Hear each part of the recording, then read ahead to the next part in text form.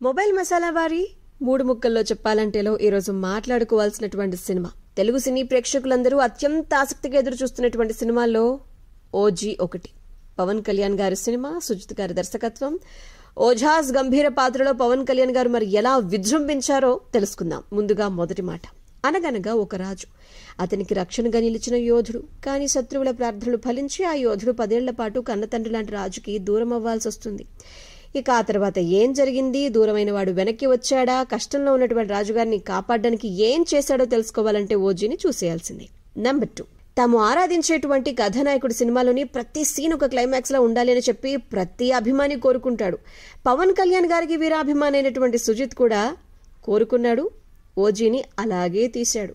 అచ్చంగా cinema fan boy మూమెంట్సే ఎక్కువగా ఉండటంతో ప్రతి ఫ్యాన్ కూడా సినిమాని చాలా బాగా ఎంజాయ్ చేస్తున్నాడు.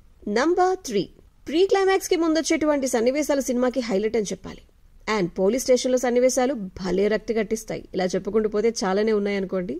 చూస్తున్నంతసేపు కూడా ఎలివేషన్స్ బాగా అలరిస్తాయన్నమాట. ఇక క్లైమాక్స్ మరొక ఎత్తు. సెకండ్ భాగానికి కావాల్సినంత సరంజామా ఈ కథలో ఉందనే చెప్పుకోవాలి. పవన్ కళ్యాణ్ గారి 1 మ్యాన్ షో ఓజీ అని చెప్పాలి. సో పవన్ కళ్యాణ్ గారి పర్ఫార్మెన్స్ కోసం, ఆ హీరోయిజం, ఎలివేషన్స్, యాక్షన్స్ కోసం, తమన్ గారి మ్యూజిక్ కోసం అండ్ మనోజ్ పరమహంస గారి విజువల్స్, వీటన్నింటి కోసం సినిమాని ఖచ్చితంగా చూసేసుకోవచ్చు.